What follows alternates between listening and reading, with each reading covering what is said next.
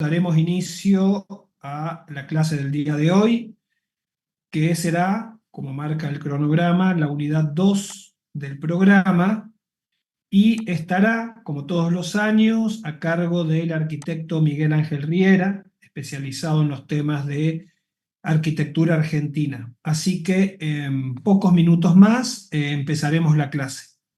Buenas noches, les doy la bienvenida a la clase teórica Recording in progress.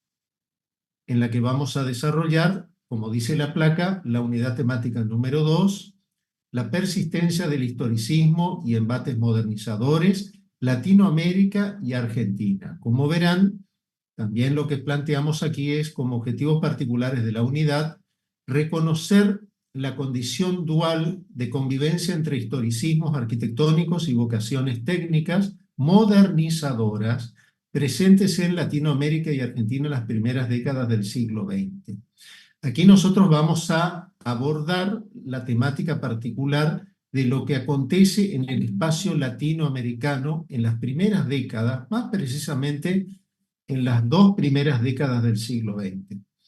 Y como contenidos generales que vamos a desarrollar tenemos, por un lado, la perseverancia del historicismo y las novedades técnicas.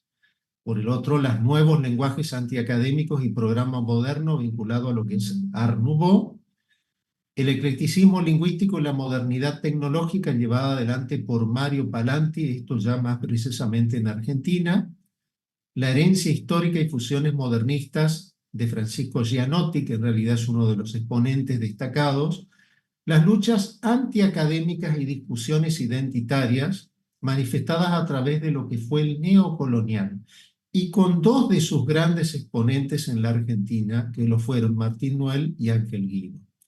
Asimismo, vamos a abordar un tópico que tiene que ver con la escala ya nacional y regional, la ciudad histórica y las ambiciones modernizadoras plasmadas en tres centros urbanos de nuestro país, como lo son el caso de Buenos Aires, Corrientes y Resistencia ya en el plano regional. Entonces, vamos a continuar con la siguiente placa,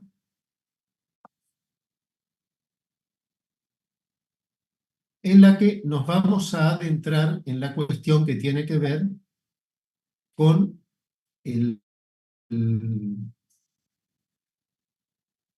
con el desarrollo de la unidad.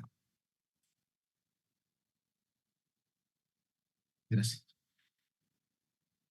Ahora estamos posicionados en la Plaza de los Dos Congresos en la ciudad de Buenos Aires. A inicios del siglo XX, esto podemos plasmarlo en la primera década del siglo XX, reconocemos lo que es este espacio urbano, vemos en la parte frontal el edificio de mayor escala que es el Congreso Nacional, una obra ya planteada con una estética plenamente decimonónica historicista, concretada hacia 1905 bajo proyecto del arquitecto Víctor Meano, y en ese contexto podemos ver también esa arquitectura que delimita y que define toda esta zona, todo este gran espacio público, y que vamos a ver cómo se va plasmando la fachada de cada uno de estos edificios, en donde vemos un alto carácter historicista, un alto carácter decimonónico, devenido con esa estética academicista, historicista, neoclásica de vertiente italiana y también francesa, con la que el país, Argentina, va a ingresar como imagen manifiesta de sus centros urbanos. Entonces, esta es la imagen que va a tener justamente la arquitectura de los primeros años de nuestras ciudades en el espacio urbano y también en la Argentina, pero también en cierta medida en lo que es el resto de Latinoamérica. Y en correlato con esta cuestión vemos aquí dos testimonios, que uno de ellos, como el caso del Palacio Paz de Luis Orté en la ciudad de Buenos Aires, que actualmente es el edificio que originalmente fuera una residencia para la familia Paz y que actualmente contiene el Círculo Militar frente a la Plaza San Martín en el barrio de Retiro, en donde la estética academicista de vertiente francesa es plenamente manifiesta. Vemos esas cubiertas con esas grandes pendientes, adoptadas justamente de aquello que la Academia de Bellas Artes de París en el siglo XIX planteó como una de las opciones dentro de una estética arquitectónica. Y a la derecha una obra que es de fines del siglo XIX, una obra situada en la región nordeste, que es la Casa de Gobierno de la provincia de Corrientes, en su ciudad capital, proyecto del ingeniero Juan Coll, de origen italiano, habilitada en 1887, en donde la estética academicista de vertiente italiana se hace manifiesta como un edificio de gobierno, con todos aquellos atributos estéticos que hacen propio justamente de lo que era esa imagen plenamente historicista que se llevó adelante en nuestros centros urbanos. Pero dentro de lo que es la incorporación de los nuevos equipamientos, entendamos de que Argentina a inicios del siglo XX va a tener un importante desarrollo económico plasmado justamente en la extracción de sus materias primas y su producción y exportación, y el ferrocarril va a tener una gravitación fundamental porque va a ser la vía de conexión de transporte, no solo de pasajeros, sino también de las mercaderías hacia los grandes centros urbanos portuarios, particularmente plasmados en dos ciudades como lo son Buenos Aires, con el gran puerto de ultramar, y por el otro lado la ciudad de Rosario, que también se va a convertir en un nodo al cual van a converger parte de este sistema ferroviario. Y aquí en esa arquitectura de las estaciones cabeceras nos vamos a encontrar con la imagen de la izquierda, con esta propia exponente arquitectónico de lo que fue o lo que es la arquitectura del hierro, la arquitectura utilitaria, aquel modelo que es adoptado de las grandes estaciones cabeceras de ferrocarril en el espacio europeo, que son elementos trasladados, que son importados desde Europa y que son materializados en la ciudad de Buenos Aires, con estas grandes naves del área justamente ferroviaria. Y a la derecha, en la parte superior, vemos que la cabecera, mejor dicho, la fachada de este edificio frente a la plaza, actual Plaza Fuerza Aérea, va a tener una estética academicista. Y si vemos en la imagen inferior a la derecha, vemos ese gran hall que también está denotando justamente ese gran espacio en donde circula una determinada cantidad de pasajeros que van a abordar el sistema ferroviario, pero con toda una estética propia que es de justamente la época vinculada al academicismo. Entonces, ¿qué podemos decir? Que en estas estaciones cabeceras se va a dar la convivencia, por un lado, de la arquitectura utilitaria en el sector de las naves, donde se encuentran los ferrocarriles, propiamente dichos, con esa fachada y el área de apoyo, el área de acceso a los pasajeros que está hacia el frente, hacia la fachada, y que en ese caso justamente se va a manifestar con esta estética particular en la gran ciudad. Hablamos de estaciones cabeceras de la red, porque es desde allí de donde parte todo el sistema ferroviario al resto del país. Y otra imagen arquitectónica vinculada con la arquitectura utilitaria tiene que ver con los hilos en el puerto de Buenos Aires.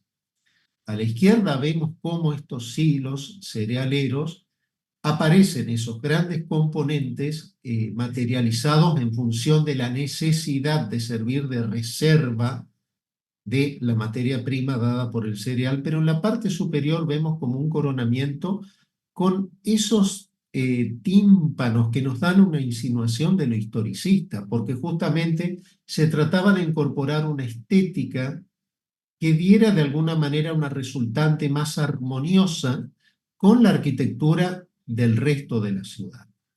Y a la derecha se hace manifiesto también con estos hilos en el puerto de Buenos Aires, en este caso ya materializados con mamposterías en ladrillo a la vista y con todo un tratamiento que de alguna manera trata de referenciar a una arquitectura propia de la ciudad, más allá de que entendamos de que hasta estar ubicados en el puerto hacen justamente referencia particularmente a lo utilitario, pero no obstante ello, la estética academicista está presente y es reconocida por el ciudadano.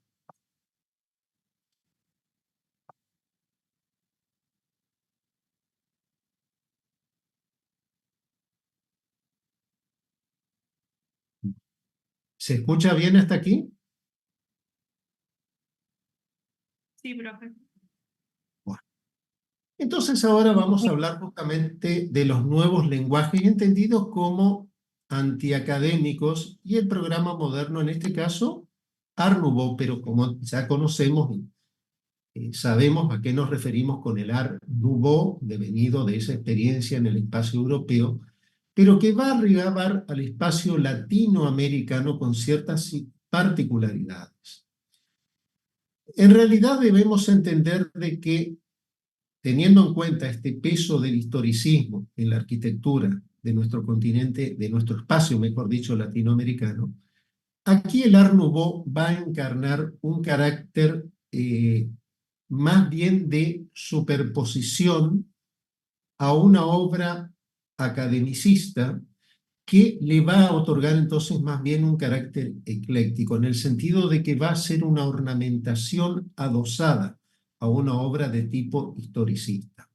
Y particularmente las vertientes que se van a expresar van a ser aquellas provenientes de la región como tal, particularmente la procedencia que han tenido del liberty italiano, de la secesión vienesa y del modernismo catalán.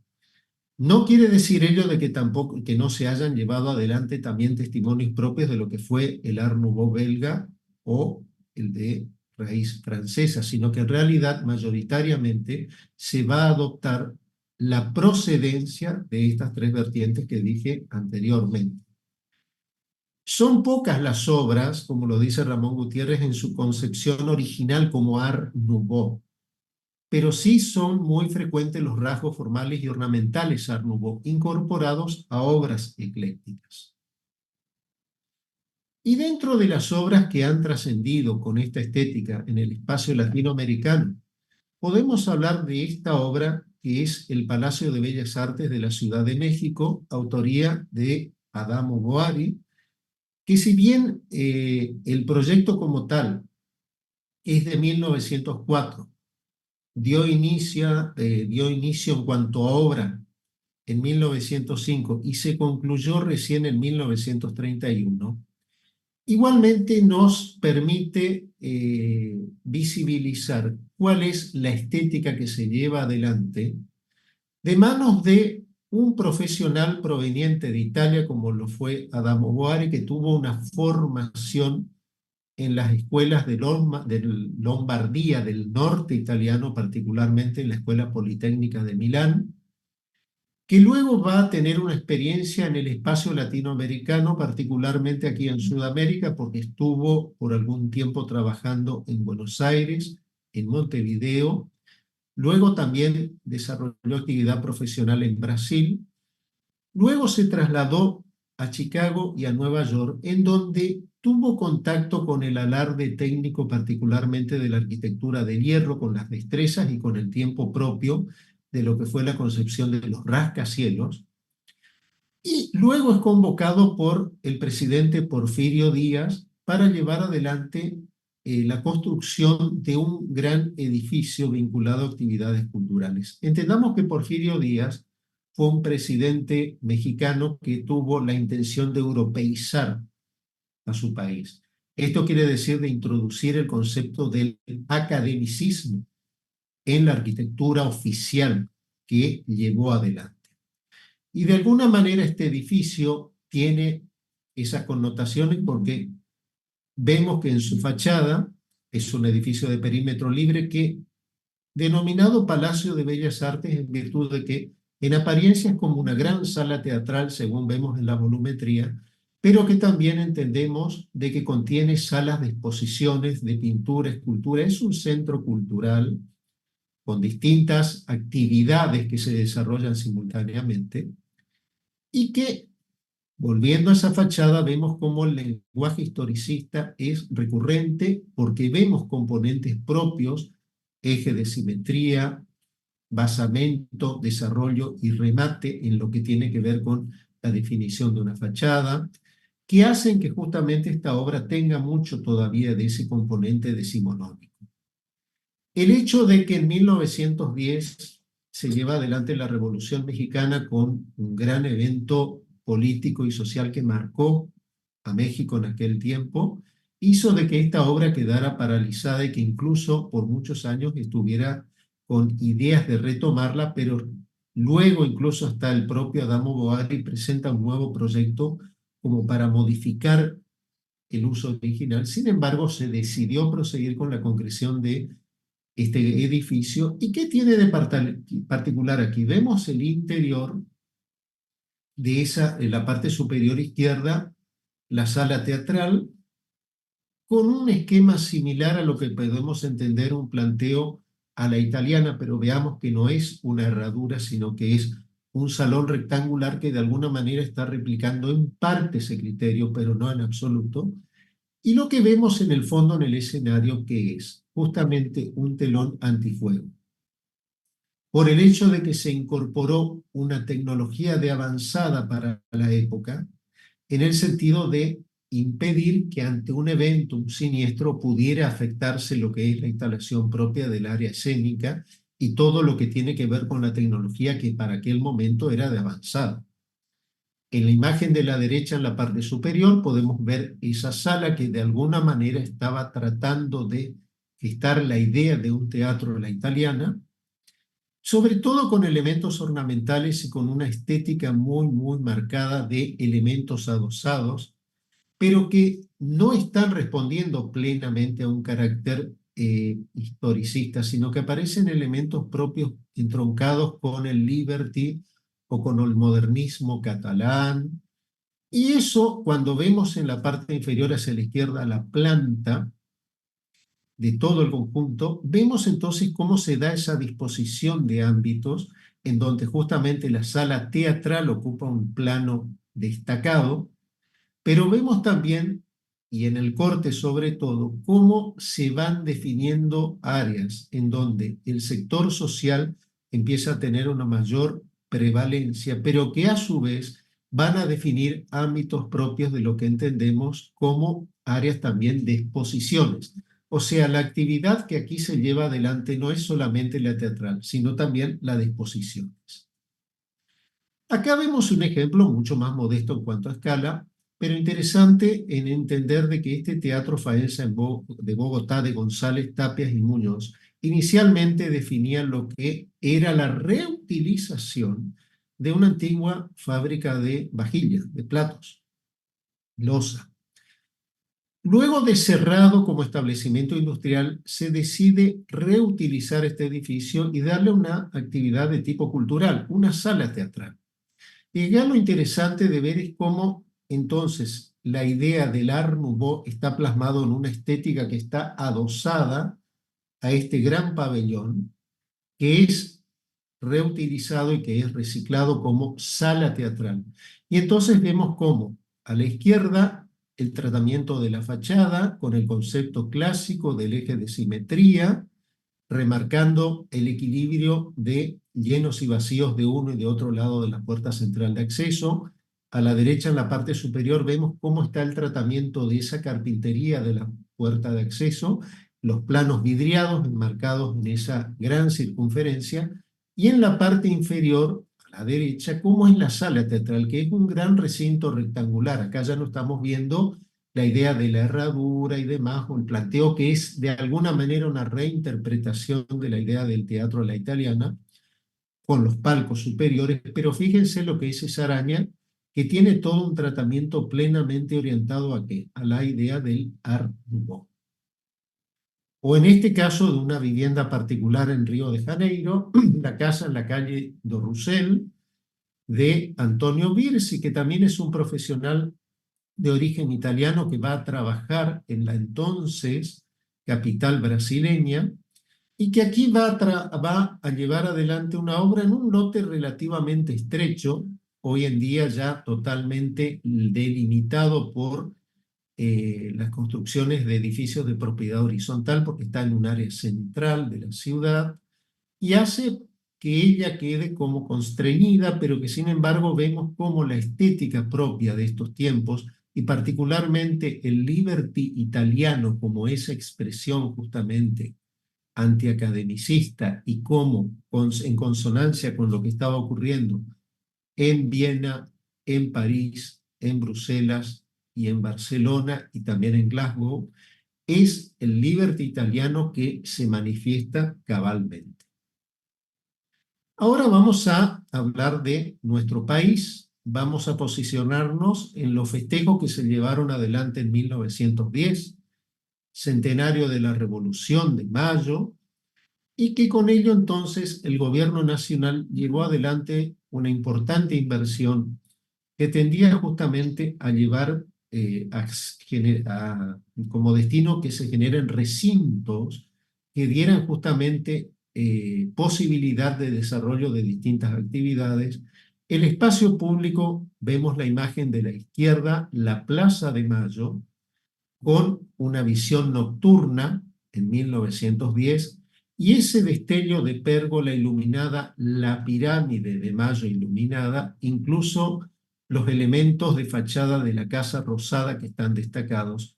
¿Y por qué esta intención? Por el hecho de que la iluminación eléctrica se iba a convertir justamente en protagonista de todos estos pabellones, porque era en ese momento un avance técnico.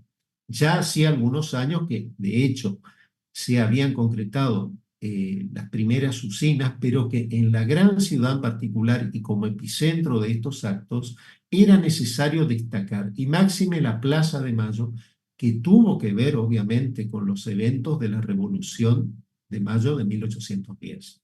A la derecha, en la parte superior, más allá de la arquitectura, la gráfica también tuvo protagonismo, porque en ese entonces también publicaciones que se llevaron adelante dieron pie a que diseñadores gráficos pudieran trabajar con una estética propia que exaltara los valores que se habían adquirido luego de la Revolución de 1810 y luego de un siglo del mismo, cómo se había manifestado y qué es lo que había derivado como nación. Tengamos en cuenta que nuestro país en aquel momento tenía un desarrollo muy importante.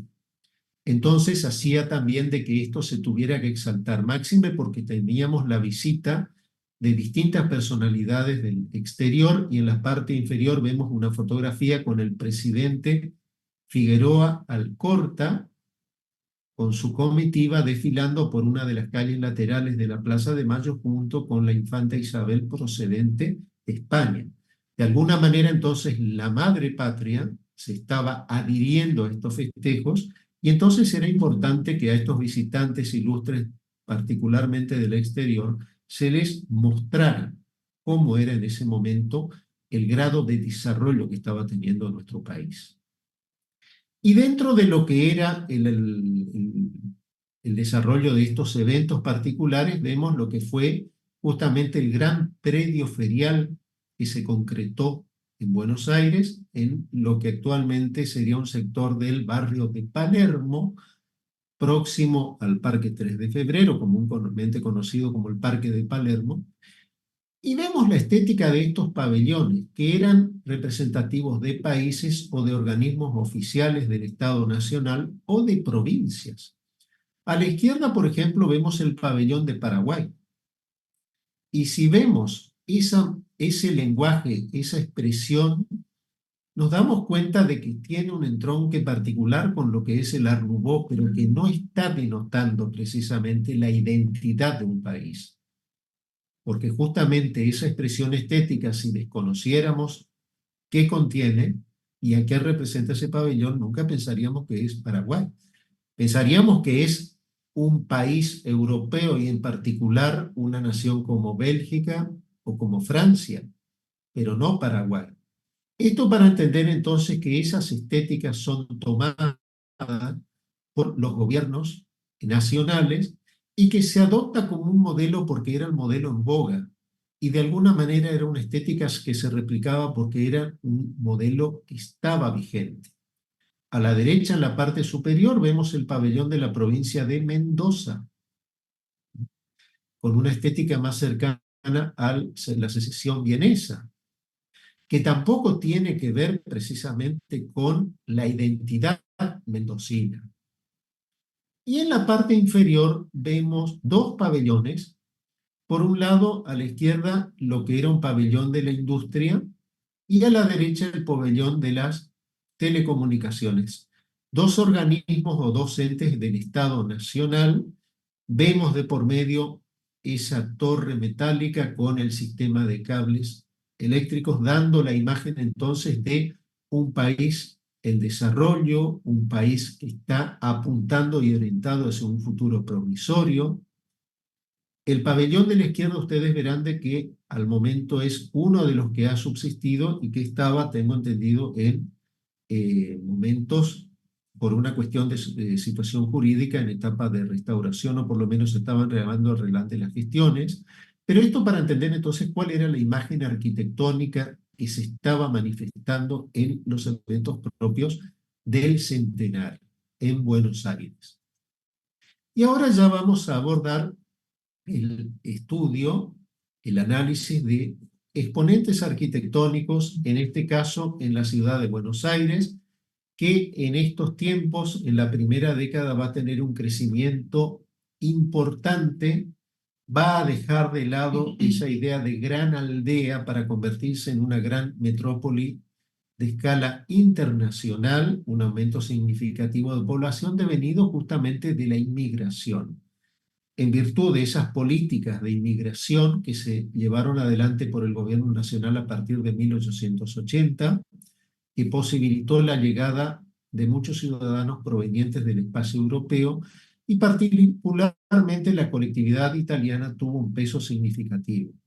Dentro de esa colectividad vamos a ver la presencia de profesionales italianos, como fue el caso de Mario Palanti, un arquitecto procedente de ese espacio y que tuvo una formación en la Escuela Politécnica de Milán y que es asignado justamente como responsable del pabellón del centenario, representando a su país en el predio filial de Palermo, en Buenos Aires. Es así que él arriba, junto con Francisco Gianotti, un colega también de la misma procedencia, y en Buenos Aires va a llevar adelante una destacada actividad profesional. Ahí tenemos la fecha de natalicio y de fallecimiento, y a la izquierda, bueno, a la derecha, una foto del arquitecto Mario Palanti, y a la izquierda su obra más relevante, no fue la única obviamente, sino la más relevante y la más destacada, que es el llamado Edificio Barolo, Palacio Barolo o Galería Barolo, ubicada sobre la Avenida de Mayo. A principios del siglo XX, la vía más importante de Buenos Aires, concretada hacia 1886 y que permitió la conexión directa entre la Plaza de Mayo y la Plaza del Congreso. Y al fondo justamente vemos el edificio del Congreso. Para tener una idea entonces de esa imagen también que llevaba adelante esta ciudad, que estaba teniendo testimonios arquitectónicos de gran envergadura y se convertía en la gran capital de América del Sur. Y dentro de este paisaje urbano vemos aquí entonces cómo tiene presencia en cuanto a escala el edificio Barolo. ¿Y por qué edificio Barolo? Porque fue encomendado por un empresario de origen italiano, Luigi Barolo, que tenía inversiones en distintos rubros, pero incluso en lo que tiene que ver con la producción del algodón. Tenía campos en la provincia del Chaco y en virtud de la riqueza que pudo acumular en estos años, decidió darle destino a esa inversión porque un hombre, un empresario previsor, decía de que, bueno, de que no todos los tiempos van a ser positivos y provisorios y favorables para la producción agrícola. Y en este caso ese dinero era importante reinvertirlo, ¿m? Y llevar adelante emprendimientos para obtener una renta. Y de hecho que así lo hizo con la construcción de este edificio. Un edificio que contenía locales comerciales, oficinas y departamentos. Tengamos en cuenta de que estamos hablando de los tiempos en que todavía no existía la ley de propiedad horizontal, que recién es sancionada en 1948, con lo cual en aquel tiempo toda la inversión de un edificio era de un único propietario. Esto para entender entonces la idea de la rentabilidad con esa gran inversión, pero en donde justamente estaba el logro de la ganancia a futuro que planteaba un empresario. Y aquí vemos entonces el edificio Barolo, inaugurado en 1923, con una estética que según los críticos, los historiadores, es bastante compleja porque algunos lo escriben como un neomedievalista, algunos lo engloban como un antiacademicismo de mucha singularidad, un edificio que tiene elementos propios que son tomados del historicismo pero reinterpretados, y que tiene un alarde técnico importante para la época. ¿Y cuál es? Que es un edificio de gran altura, pero que más allá de la gran altura, el alarde técnico es que fue construido con estructura de hormigón armado. ¿Por qué razón? Porque, bueno, se empieza a incorporar esta tecnología en el espacio urbano de la ciudad, de la gran ciudad, teniendo en cuenta que hasta ese entonces las construcciones próximas, que llegan a 4 o 6 niveles, tenían una estructura de perfilería de acero. En cambio, esta obra va a tener una estructura de hormigón armado. Entonces ahí está el aporte técnico, en esa apariencia todavía muy marcado por el historicismo, con una serie también de apelativos y conocimientos que se dan respecto a una supuesta idea que tenía Palanti de trasladar al Dante, a la tumba del Dante en este edificio, y el infierno, purgatorio y el cielo en la Divina Comedia estaban plasmados en este edificio. Una serie de alusiones, una serie de ideas que daban la pauta en virtud de que ustedes ven que en la parte superior de la torre aparece esbozado a manera de un faro que fue rehabilitado hace un par de años, y que daban la pauta de que este era un edificio con presencia marcada, presencia manifiesta y del de mayor altura en la ciudad en este tiempo. Acá vamos a entender que también, como les decía inicialmente, se trata no solo de un edificio que alberga locales comerciales, porque también alberga oficinas y departamentos. ¿Y qué es lo que incorpora a nivel de planta baja? La galería comercial. Un programa novedoso para la ciudad de Buenos Aires en estos primeros años del siglo XX, tomado justamente de los modelos de las grandes ciudades europeas, porque acá se posibilitaba circular a través de una manzana urbana cubierta, ingresando por una puerta en una arteria que es la Avenida de Mayo, y saliendo, por ejemplo, por la otra paralela que es la calle Hipólito Yrigoyen. Entonces se daba la posibilidad de atravesar la manzana con actividades comerciales, pero que a su vez daban la posibilidad de un disfrute de una calle cubierta en la cual la estética era muy particular. Vemos las plantas a la izquierda, planta baja, las plantas tipos, vemos algunos detalles propios que hacen a lo que es el edificio, y a la derecha cómo es la idea de este edificio entre medianeras, con esa presencia y con esa altura, y con una clara definición también desde lo académico, basamento, desarrollo y un remate, sobre todo con una torre en el centro, con un eje de simetría. Y el interior de esta galería, lo que entendemos como el pasaje Barolo. Aquí podemos ver un importante trabajo de decoración, pero que aparte de esa decoración adosada y ese gran plano vidriado que da esa apertura hacia la vía pública, como de alguna manera generando curiosidad en el peatón para que lo pudiera atravesar y pudiera ingresar, aparecen destacados estos elementos de esa estructura portante del arco, que esto, viéndolo así, diríamos, bueno, ¿qué tienen de novedoso? Está en el hecho de que, como les decía, el hormigón armado es la estructura portante. Y además hay que entender de que Palanti fue alumno en la Escuela Politécnica de Milán de un profesional como lo fue Camilo Boito en ese establecimiento, que decía que para generar una nueva arquitectura había que indagar en la arquitectura del pasado. Y de esa arquitectura del pasado, tomar aquellos elementos que destaquen y que generaran un alarde en cuanto a la destreza técnica que se podía demostrar con el recurso propio del material. En este caso, la tecnología del hormigón armado, la exaltación de esa gran escala que tiene esta galería con esa bóveda, con los arcos, también con ese dinamismo lateral de las barandas de la planta superior, con esa gran doble altura, incorporando luego elementos estéticos como las arañas, los apliques, que eso van a jerarquizar esta circulación.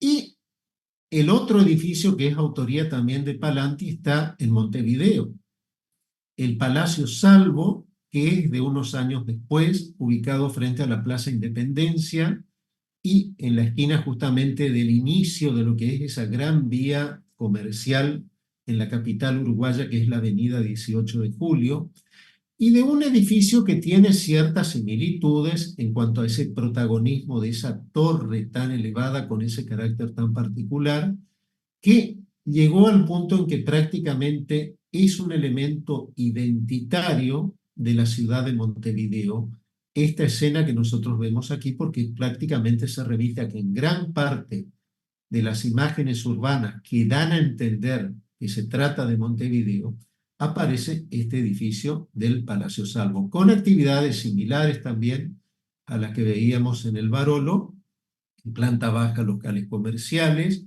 en el sector intermedio, por un lado, áreas de oficinas, y luego ya en los niveles más más elevados, encontramos departamentos. ¿Hasta aquí todo bien? ¿Alguna pregunta?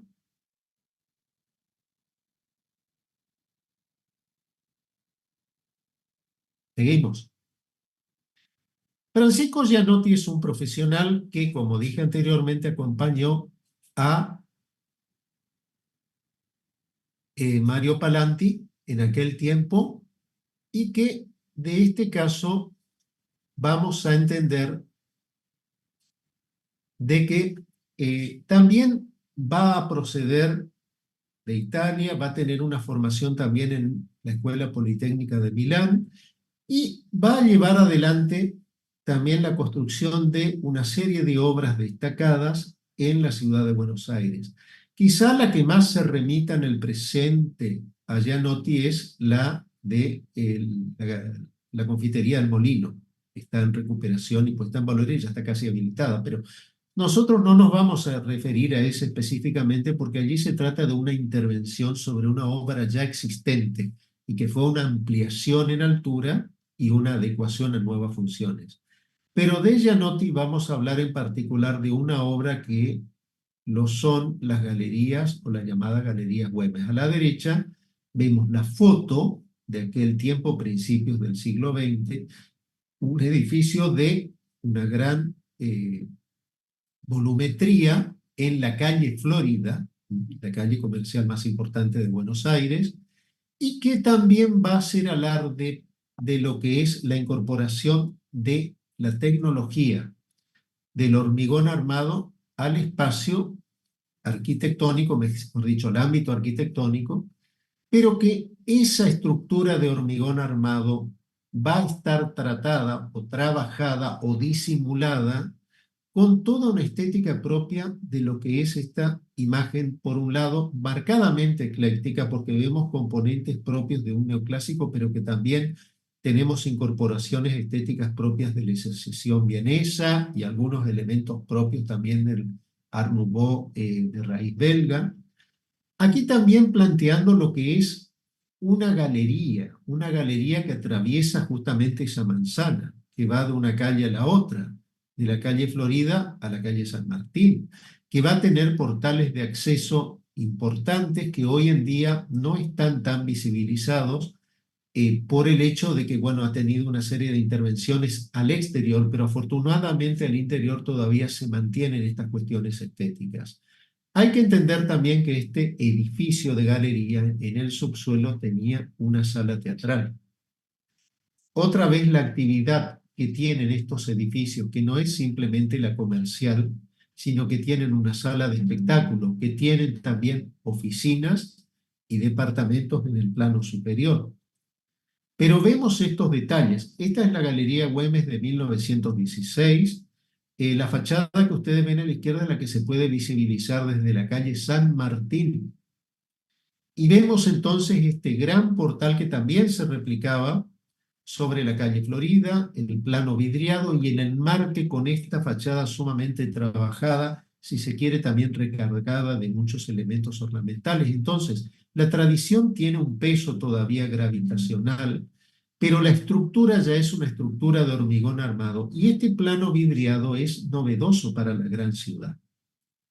Y vemos el interior en donde vemos también estos despliegues desde lo espacial, desde lo ornamental y también desde lo tecnológico, con esta bóveda que está replicando de alguna manera la imagen que tenemos de los templos y vemos con la iluminación que se percibe desde la parte superior, vemos el tratamiento ornamental profuso, bastante, muy intenso.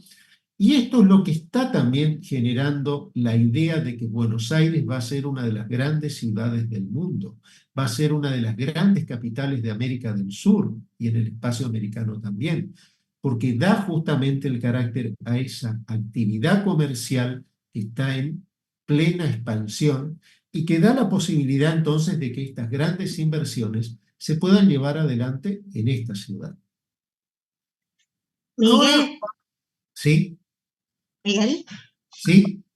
acá Nicolás Villa pregunta, dice, quiero saber acerca de la ley de propiedad horizontal,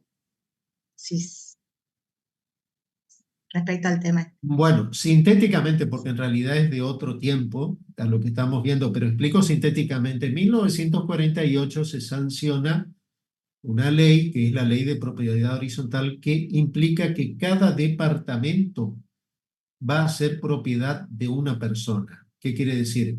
Que en un edificio de altura, de varios niveles, cada departamento es de un propietario, tal como lo conocemos hoy en día. Porque hasta ese entonces, hasta 1948, un edificio en altura era de un solo propietario que alquilaba, que rentaba los departamentos. Esa es la diferencia. ¿Se entiende?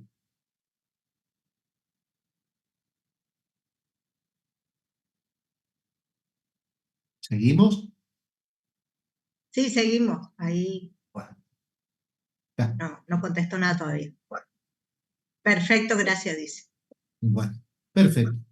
Ahora vamos a entrar a este nuevo tiempo que tiene que ver con la expresión del neocolonial. Habíamos hablado hasta aquí de el centenario de la Revolución de Mayo en 1910, pero esta expresión de los centenarios de revolución no solamente se manifiesta en la Argentina, porque también se dio con una casual coincidencia cronológica en otros países del espacio iberoamericano. Pero particularmente lo que nos interesa es ver de qué manera se llevó adelante esta nueva estética denominada neocolonial, o sea, nuevo colonial. Entonces podemos hablar de una arquitectura que alude al conjunto de teorías, proyectos y construcciones que en las últimas décadas del siglo XIX y las primeras del siglo XX tomó como modelos las obras producidas durante el periodo de la dominación colonial en América. Como sabemos, luego de la Revolución de Mayo, luego de la declaración formal de la independencia en 1816, los sistemas constructivos y las estéticas devenidas del tiempo colonial prevalecieron, estuvieron durante mucho tiempo, durante gran parte del siglo XIX. Pero a nivel político, entendamos con lo que fue a partir de ese momento la definición de lo que hoy llamamos Argentina, como Provincias Unidas del Río de la Plata, a través de un directorio, después con la Confederación Argentina, hicieron de que esa arquitectura de imagen, de estética española, fuera denostada, fuera devaluada.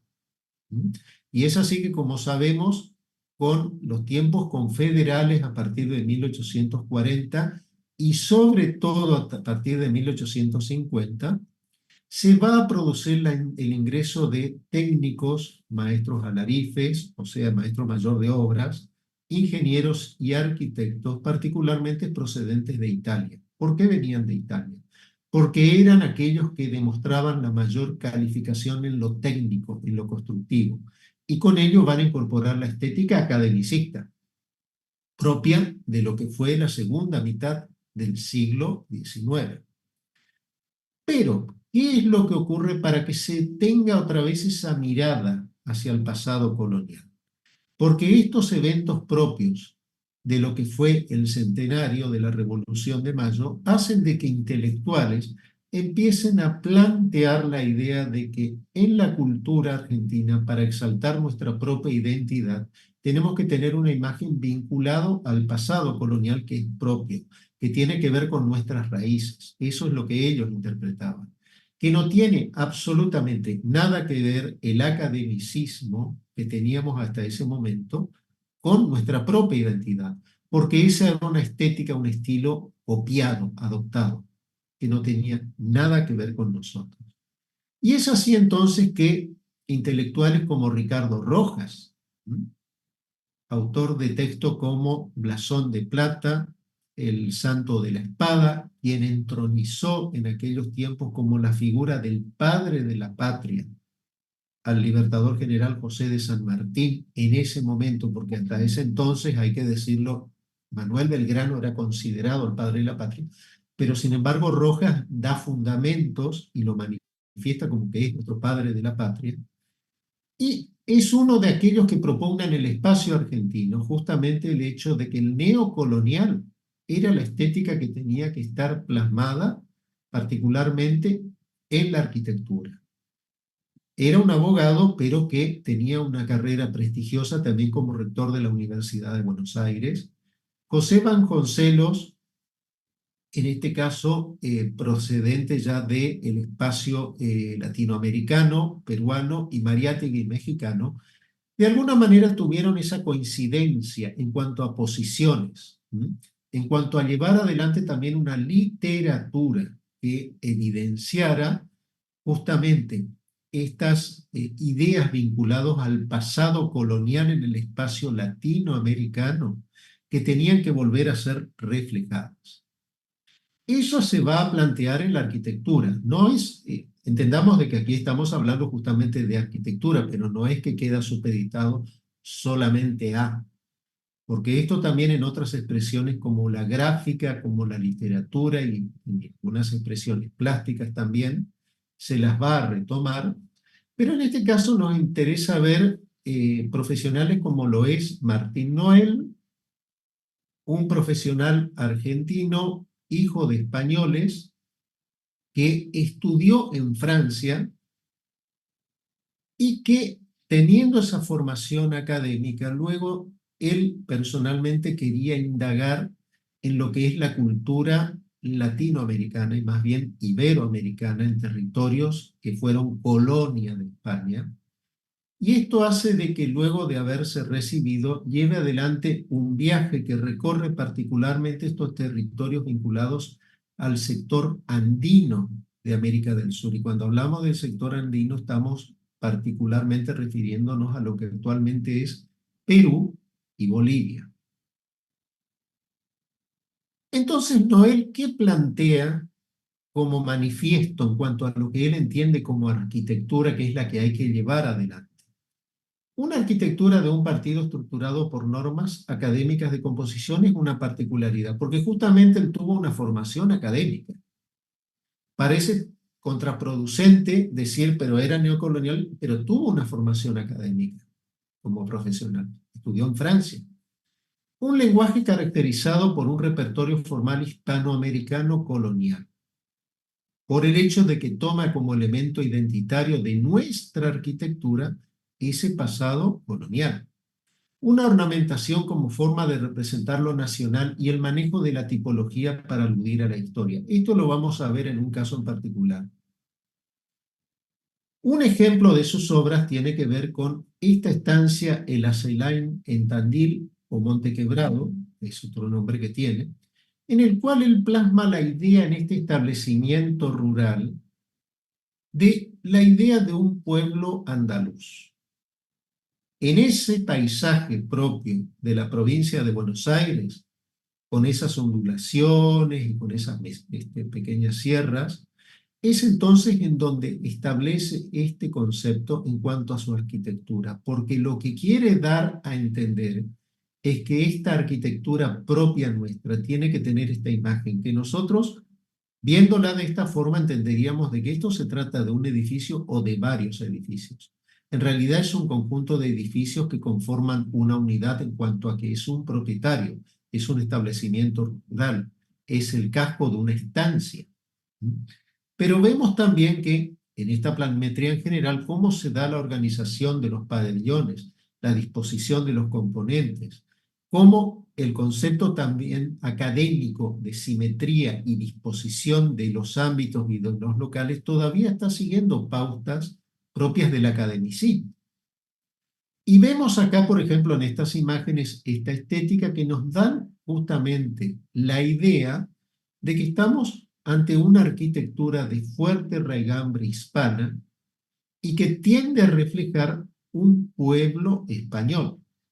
Particularmente en la imagen de la izquierda, con uno de los accesos, fíjense en la torre que aparece en el nivel superior, con esos aventanamientos propios ya de lo que podemos entender una influencia mudéjar, y a la derecha esta capilla propia del establecimiento rural con la espadaña, que nos da la pauta de cómo entonces se incorpora lo colonial, porque el hecho de que, como sabemos, en los primeros templos católicos que se construyen en Latinoamérica, la espadaña va a tener un elemento significativo dentro de la arquitectura religiosa de los templos. Por ejemplo, la Catedral de Santo Domingo de Guzmán, vamos a ver que es la primera catedral primada de América y que tiene una espadaña en conjunción con varias campanas. Entonces, de ahí viene la idea de reflejar lo colonial y lo hispano. Y acá tenemos un ejemplo regional. El Museo Histórico de Corrientes, ubicado por la calle 9 de Julio de 44, que inicialmente era una vivienda. En la parte derecha, en la parte superior derecha, vemos la fachada que tuvo hasta 1927, lo que fuera la vivienda de la familia Pampín, lenguaje historicista, academicista de vertiente italiana, basamento, desarrollo, remate, con balaustres, un lenguaje predominante en el espacio urbano de Corrientes en las primeras décadas, pero que luego esta vivienda, cuando el Estado provincial toma posesión de la misma, va a convocar al arquitecto Martín Noel para que lleve adelante una intervención de obra porque se lo iba a destinar a esta propiedad a un museo histórico colonial. Cuando hablamos de histórico colonial hacemos referencia al pasado, pero pasado colonial, de los tiempos coloniales. ¿Por qué? Porque en aquel momento el concepto que se tenía de un museo histórico era que sea el pasado colonial el que había que exponer. Entonces, para un ámbito de ese tipo, para una institución de esta índole, la estética arquitectónica, ¿cuál tenía que ser? Neocolonial. Y además incorpora a la izquierda, esta es la puerta de acceso, a la derecha, en la parte inferior, lo que es la fachada general, pero una particularidad, decimos arquitectura neocolonial. La obra está situada en una ciudad de origen colonial. Y esa arquitectura colonial en nuestra región, particularmente en Corrientes, tenía una particularidad, algo que destacaba, y que de alguna manera la diferenciaba, por ejemplo, con la arquitectura colonial de Buenos Aires. ¿Cuál era? Que la arquitectura colonial en Corrientes era de carácter extrovertido. ¿Por qué? Porque tenía una galería frontal. Sin embargo, acá vemos que en esta obra eso no se manifiesta. No hay una galería frontal. Él no toma esa referencia. ¿Toma cuál? La referencia del pasado colonial de Arequipa. ¿En dónde está Arequipa? Es una ciudad peruana que tuvo un desarrollo importante en los tiempos del virreinato del Perú. Entonces, ¿con esto qué queremos decir? De que la estética neocolonial prevalente era la que se tomaba no precisamente de nuestro suelo argentino o dentro del territorio argentino, sino que se la adoptaba también de alguna manera traída, pero de otro lugar del continente americano. ¿Por qué Perú? Porque como sabemos, en América del Sur fue el virreinato que tuvo mayor importancia para la corona española. Lima, la capital fundada por España, era considerada la ciudad de los reyes, ese era el apelativo de la monarquía. Y entonces, ese desarrollo que tuvo el sector virreinal hacía de que se tome en cuenta para el tiempo colonial justamente lo que estaba ocurriendo en la zona del altiplano y la región andina de América del Sur. Acá vemos otra obra de Martín Noel, que es el Museo Fernández Blanco, actualmente Museo de Arte Hispano.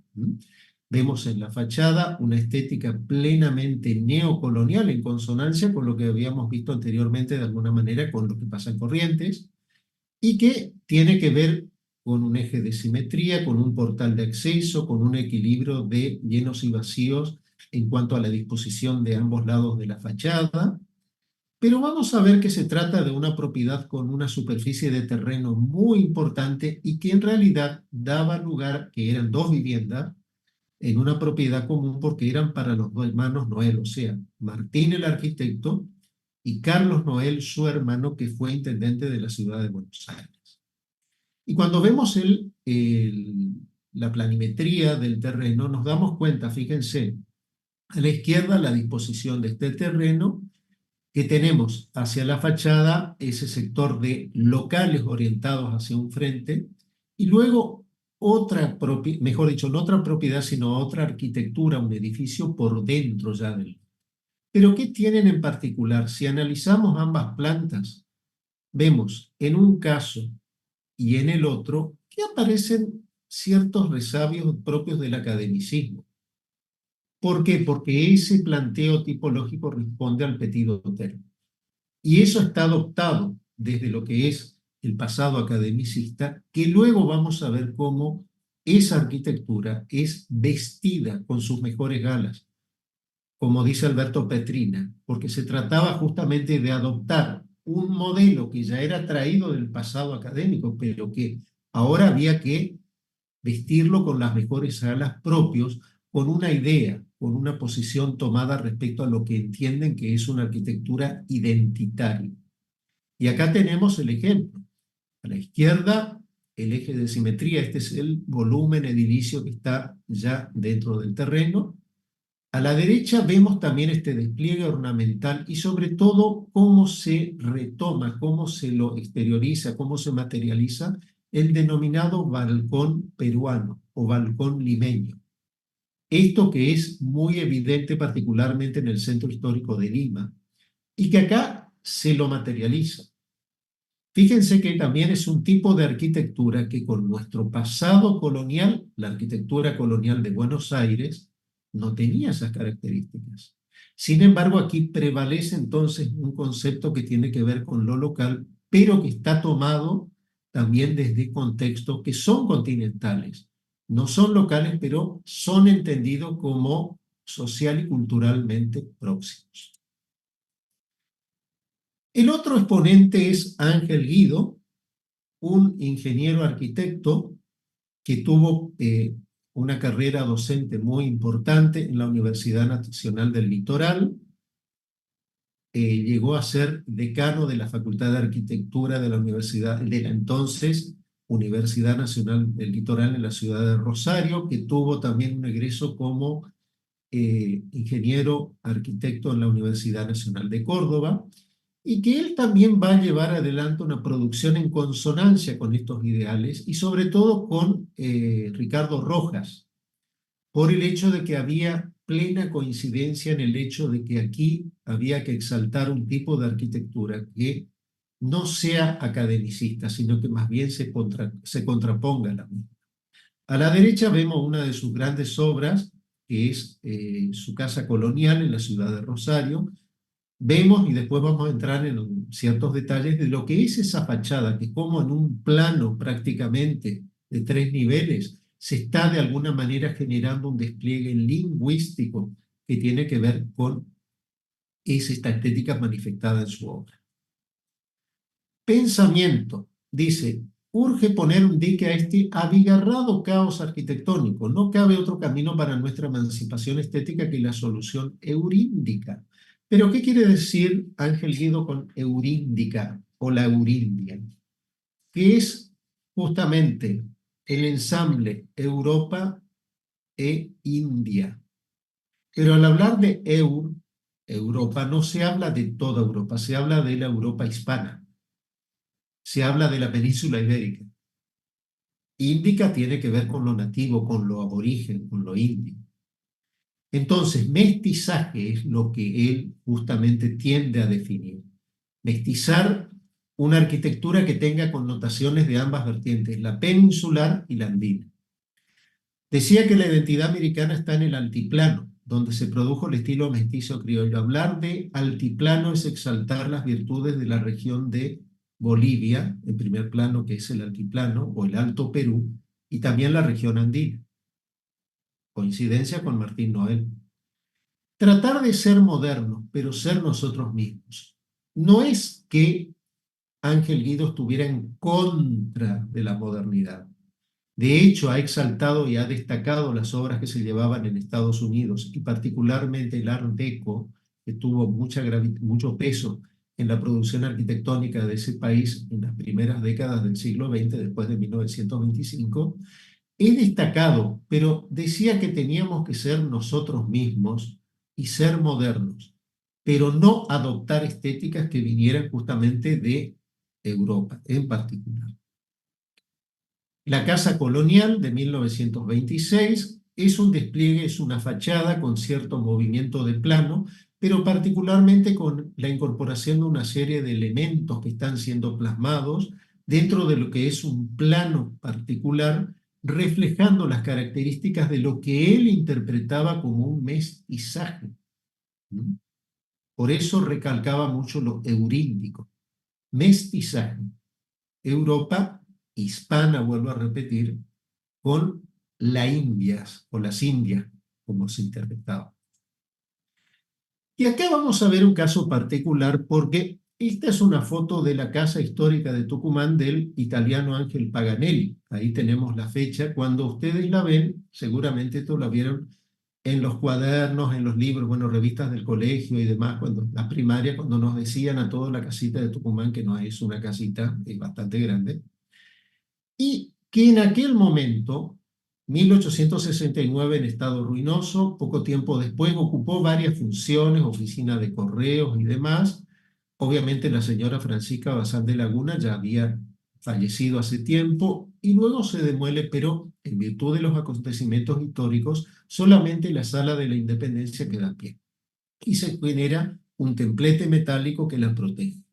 O sea, a inicios del siglo XX y para el centenario, la Casa de Tucumán no existía como tal. Solamente estaba el salón de la Independencia. Nada más. Era lo único que subsiste. ¿Y qué es lo que lleva adelante Guido? Les decía, él tenía una directa relación con Ricardo Rojas a tal punto que éste le encomienda a él el proyecto para construir su casa. Y fíjense cuál es la fachada que adopta para la casa de Ricardo Rojas. Esto creo que vemos y enseguida asociamos con que es la Casa de Tucumán, pero construida en un momento en que la casa real histórica no existía. Porque entonces, ¿qué es lo que se trataba? De tomar esas cuestiones propias de nuestro pasado histórico, que también tenían exponentes en la arquitectura, y que era necesario reflejarlas porque no existían. en ese momento. Sabemos que después la casa histórica fue reconstruida, pero ya en la década del 40, justamente por iniciativa y la gestión y proyecto del arquitecto Mario José Busquiazo. Pero aquí se lleva adelante esta obra, que era una vivienda familiar. ¿Qué vemos?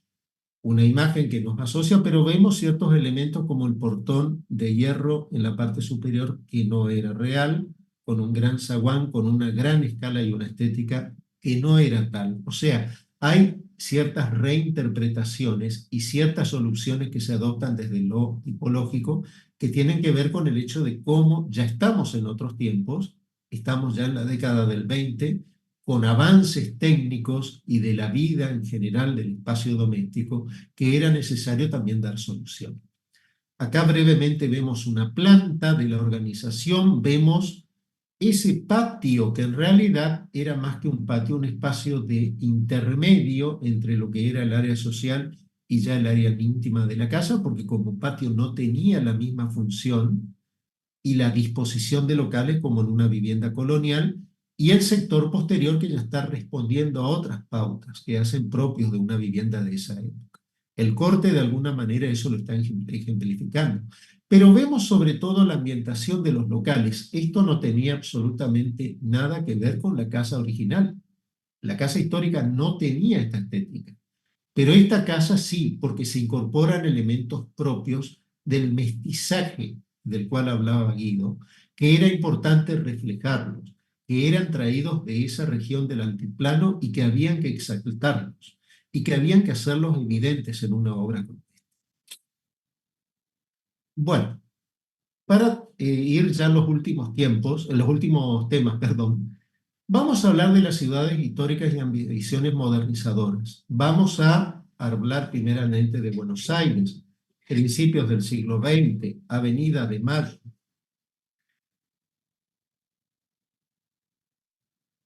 Entonces, vemos que acá el tránsito vehicular, 1900 aproximadamente, o 1905 podemos decir, vemos la convivencia del carruaje con los automóviles ya en la gran ciudad. Y dentro de esta gran ciudad empiezan a gravitar arquitectos como el caso de Virginio Colombo, uno de aquellos arquitectos italianos que procedentes también del norte y de la Escuela de Lombardía.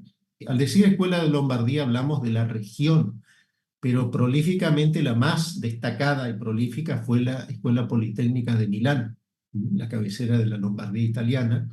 Y aquí él incorpora justamente en la ciudad, es convocado ¿para qué? Para la construcción de edificios de rentas. Recién expliqué entonces qué era la propiedad horizontal, cuándo empieza a tener vigencia, en 1948, y estos edificios de un solo propietario con una finalidad que era la de la renta, el alquiler. Pero en esta ciudad que estaba con un desarrollo económico muy importante en estas dos primeras décadas del siglo XX, aparecen estos arquitectos que retoman justamente la imagen del liberty italiano, el antiacademicismo de vertiente italiana, en consonancia con la contemporaneidad de los tiempos de la secesión vienesa o del modernismo catalán, o la escuela de Glasgow en las Islas Británicas. Y aquí vemos entonces esa estética de las fachadas, que están muy consustanciadas, con esa cuestión muy trabajadas, con un gran despliegue artesanal.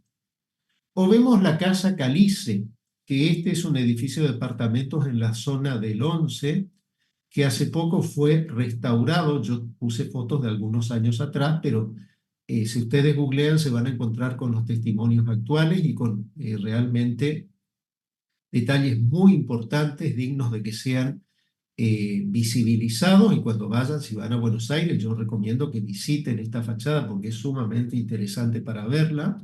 Vemos cómo los elementos escultóricos, el adosado en un plano y el movimiento de plano con distintos tratamientos se hace evidente en un concepto que ustedes en la lectura de fachada verán: un basamento, desarrollo y un remate.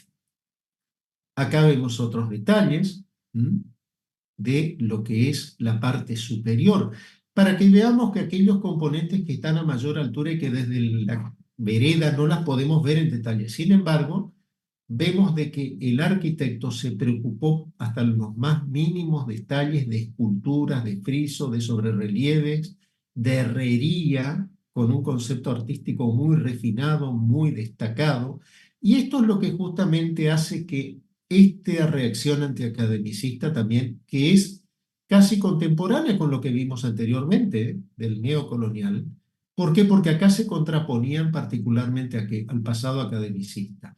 Esto gravitó en el programa de edificios de renta, en locales comerciales, pero fíjense que los edificios institucionales de gobierno todavía tenían la idea del academicismo. Eso todavía era evidente. Acá vemos otro exponente que es Julián Jaime García Núñez, oficinas en el centro de la ciudad de Buenos Aires, en donde se empiezan a manifestar estas obras próximas a lo que es la Avenida de Mayo y la Plaza de Mayo, el centro histórico de la ciudad como lo conocemos hoy en día. Es un arquitecto argentino, hijo de españoles, que estudió justamente en la Escuela Politécnica de Barcelona y que hace que luego vuelva a nuestro país y empiece a trabajar con distintos empresarios, comerciantes, que le van a encomendar este tipo de inversiones, este tipo de obras. Y vemos particularmente a la izquierda lo que es esa organización de fachada en un plano y a la derecha vemos lo que es el tema de ese interior con la innovación del ascensor eléctrico, la herrería evidente y todos esos planos de ladrillos transparentes que se pueden visibilizar en ese punto, con la entrada de iluminación cenital. De alguna manera vemos 1911, ustedes han visto ya la obra de Wagner en Viena, la Casa de Ahorro Postal, y vean cómo de alguna forma hay ciertas cuestiones que se van a ir evidenciando también en nuestras ciudades. Y ahora ya lo último, como para ir terminando, vamos al plano regional. Por un lado, Corrientes, principios del siglo XX, primera década del siglo XX, estas fotos son tomadas entre 1905 y 1910, para tener idea del panorama urbano que tenía Corrientes en aquel momento, en donde ya empezaba a gravitar el avance técnico de la electricidad, del agua corriente. A la derecha vamos a ver el tranvía a tracción a sangre, a la parte superior derecha, frente a lo que era la iglesia de la Cruz. Y luego fíjense la predominancia en torno de la Plaza 25 de Mayo de una arquitectura fuertemente academicista, dada por la presencia justamente de edificios institucionales y de una arquitectura de tipo civil doméstica que también refleja ese marcado rango italianizante. Pero dentro de ese entorno también y próximo a la plaza empiezan a aparecer estas estéticas en la arquitectura, cuando sobre ese plano de un edificio sobre línea municipal empiezan a haber ciertas modificaciones de la fachada sin romper la simetría y sin romper el concepto de tripartición en altura. Entonces, aparecen esas reacciones antiacademicistas a la izquierda de lo que fuera un edificio de rentas de la familia Liotti y diera pie también al primer cine de la ciudad en 1910, y a la derecha esta propiedad del centro histórico donde vemos claramente esbozado elementos que hacen también ese emparentamiento del antiacademicismo con vertientes secesionistas en particular. O en el caso de las carpinterías de estas puertas de acceso, de lo que inicialmente eran distintas viviendas, pero vemos entonces cómo también la ciudad de Corrientes va adoptando estas estéticas que vienen ¿de dónde? De la gran ciudad, particularmente de la moda de Buenos Aires. Y dentro de lo que es el espacio urbano vemos este programa de la Sala del Teatro Vera, la actual Sala del Teatro Vera, que es inaugurada en 1913 oficialmente, aunque concluye hacia 1914. Sabemos que este es un edificio que da lugar a lo que era anteriormente otra sala inaugurada en 1870, que quedó insuficiente en capacidad y también por cuestiones técnicas tuvo que ser demolida, y que está incorporando este programa de salas de espectáculos de las grandes ciudades en Corrientes. A la izquierda su fachada, como la conocemos hoy, a la derecha lo que es ese hall de acceso de triple altura, y la sala en particular, que tiene ese concepto de la sala a la italiana, tomado, como sabemos y como ustedes saben, el teatro o el modelo a la italiana del modelo del Teatro Farnese en Parma, en Italia, en el siglo XVIII, y también el modelo isabelino de los palcos en elevación, pero vemos un concepto todavía muy historicista en todo esto. Teatro de la Ópera de París, el Teatro Colón de Buenos Aires, pero ¿en dónde vemos la incursión de esa modernización o alardes o ambiciones modernizadoras? Fíjense lo que es la cubierta de techo con la cúpula. Una cúpula corrediza que permitía la ventilación de la sala por un lado y que por el otro también daba la posibilidad que en funciones nocturnas en el verano se pudiera recibir cierto aire y cierta ventilación en ciertos horarios. Obviamente estamos hablando de un siglo atrás cuando las condiciones del clima no eran las que tenemos hoy en día. Esta cúpula que está siendo restaurada al presente y pronto ya va a ser habilitada. Y en la sala, en el interior, vemos nuevamente esa gran imagen de sala a la italiana y ese concepto quizás todavía muy decimonónico. Pero a la derecha, en la parte inferior, ustedes van a ver una fotografía de la primera mitad del siglo XX. El Teatro Vera está convertido ¿en qué? En un salón de fiestas. ¿Pero por qué razón? Porque el nivel de la platea se podía levantar con un sistema mecánico manual hasta el nivel del escenario. Se levantaba también el nivel del foso de la orquesta y eso generaba todo un plano único en el cual se podían llevar adelante, levantando las butacas, se llevaban adelante otro tipo de eventos sociales. Entonces, aquí también se incorpora otra función a la sala teatral, que en aquel momento era de avanzada para la ciudad, porque era algo que no se conocía y era técnicamente muy, muy de avanzado. Acá vemos un ejemplo de la Casa Verrastro, que actualmente es Gendarmería Nacional, en la esquina de Irigoyen y Córdoba. Y esto más que nada para ver un edificio que fue destinado en planta baja a locales comerciales y era una herrería muy prestigiosa de Corrientes durante muchos años. Y en la planta superior, edificios de renta y los propietarios. Pero ¿qué es lo que ocurre en esta fachada? Si nosotros vemos con cierto detenimiento el de la izquierda, no hay coincidencias entre los aventanamientos superiores con lo inferior. Vemos como que hay ciertas transgresiones y rupturas porque no hay ciertas coincidencias entre un plano de puertas inferiores y ventanas superiores. También ocurre lo mismo con los balcones, que se continúan y se interrumpen, pero sin un criterio particular. Esos son los elementos que entonces empiezan a aparecer en la arquitectura de Corrientes y que empiezan a ser transgresores a cierta estética ya entendida como lo que debía ser.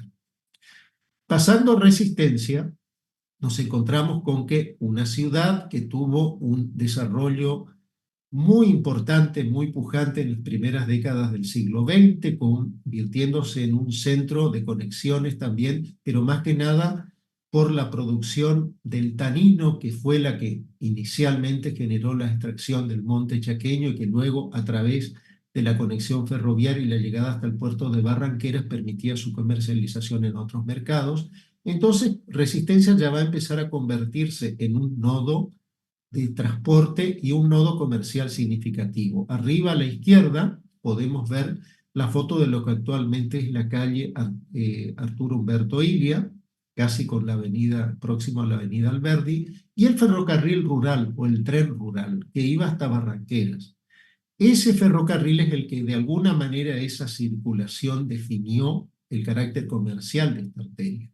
Después, en la parte inferior a la izquierda, vemos la imagen de Resistencia, una imagen quizás desconocida de lo que en algún momento fue esta ciudad, que tenía sus fachadas y su área central definida por una arquitectura academicista, muy marcada. Si bien no había una continuidad de edilicia por espacios vacíos, pero que sin embargo era destacable. Y a la derecha una foto sumamente interesante por el hecho de que podemos ver la convivencia en una calle de Resistencia de tres medios de transporte. A la izquierda, lo que es el ferrocarril rural. En el medio, al lado de él, un carro, tracción a sangre. Y a la derecha, uno de los primeros automóviles. se daba esa convivencia urbana por el hecho de que incluso las calles todavía no estaban pavimentadas, eran calles de tierra, porque todavía no se habían preparado justamente para el avance del automóvil, y eso vino tiempo después. Pero para entender entonces cómo era el paisaje de esta ciudad en ese momento de desarrollo y en ese momento propio, digamos, de lo que era justamente ya las torres de cableado eléctrico daban a entender el avance del confort propio del siglo XX. Aquí la Casa Gabardini de 1917, cuando se inauguró, las imágenes en particular en la parte superior de aquel tiempo, una fachada que también en esa esquina va a definir elementos propios antiacademicistas. A la derecha vemos el interior de cómo era este local comercial y cómo se trata de adoptar esa imagen de los grandes almacenes de las grandes ciudades como Buenos Aires o incluso en el espacio europeo, con doble altura, con un plano superior. En la parte inferior izquierda también vemos el mobiliario, las características que tiene, y a la derecha una imagen ya más cercana en el tiempo con el estado en el que se encuentra seguramente en estos días. Y aquí brevemente la obra de un arquitecto que es Bruno del Mónico, que hacia 1915 llega a Resistencia, de origen suizo, tuvo un tiempo de residencia en Rosario, en donde trató de generar una empresa constructora que luego no prosperó, entonces viene a Resistencia y aquí sí, se le dan las condiciones para que en esta ciudad pueda llevar adelante ese emprendimiento como arquitecto, exponiendo una arquitectura pintoresquista como es este del chalet Rapacioli, que tiene su correlato con la Casa Perrando por la avenida 25 de Mayo, entendiendo entonces que esa estética propia también de aquel momento se hace manifiesto en Resistencia, o la Casa Dodero, en donde se da un eclecticismo con ese plano, ese volumen en blanco que vemos con un carácter plenamente, si se quiere, italianizante y una cubierta academicista francesa, que es una cubierta de techo, perdón, no una, sí, una cubierta con esa estética y adosando también otros elementos ornamentales de fachada, o la Sociedad Rural del Chaco, en donde vemos el tratamiento de lo que fuera una casa de la familia Power por la avenida Sarmiento, y en donde hay un lenguaje manifiestamente academicista, pero vemos ese retiro que hace el arquitecto en la esquina generando un jardín anterior, con una fachada curva que también de alguna manera la singulariza, retranqueando el volumen y generando de esa manera una nueva idea. Y aquí un poco difusa la imagen, pero ya hacia 1930, como Resistencia, de a poco, próximo a la Plaza 25 de Mayo, a la Plaza Central, va definiendo ya la ocupación de los solares y cómo ya esta arquitectura que vimos anteriormente va a ir ocupando particularmente espacios que son próximos a este gran espacio urbano y que luego se van a ir consolidando como ciudad con el paso de las décadas siguientes. Hasta aquí, muchas gracias. Bueno, Miguel, muchas gracias. Muy buena la clase, como siempre, por supuesto. Estoy aquí con Miguel. Lo interesante al ver esto, y justamente si se observa esta clase juntamente con la anterior, que conforman ese primer periodo, esa primera fase del programa, que va de 1900 a 1920, básicamente estamos observando dos cuestiones.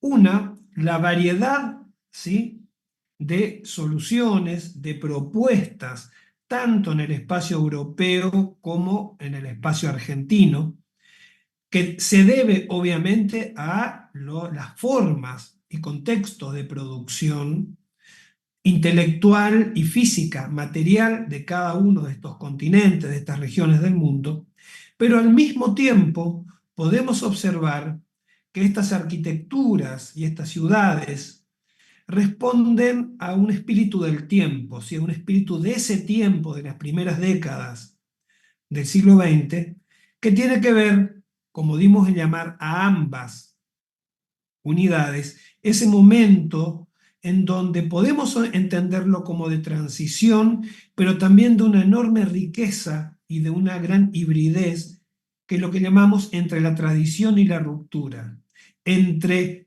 la tradición académica y las nuevas rupturas modernas dadas por los nuevos lenguajes y las nuevas tecnologías. Y, como dije recién, obviamente esto se debe a distintos procesos que no son igual en todas partes, pero que observamos en esta fase, primera fase del programa de 1900 a 1920, que hay factores, ¿sí?, que aglutinan de manera común a estas experiencias. No sé si hay alguna pregunta, algo que quieran, alguna duda que les haya quedado. Si no es así, estaríamos dando por finalizado entonces la clase de hoy. Muchas gracias, Miguel. Y nos estaríamos encontrando presencialmente entonces el día martes en la Facultad de Arquitectura. Muchas gracias a todos.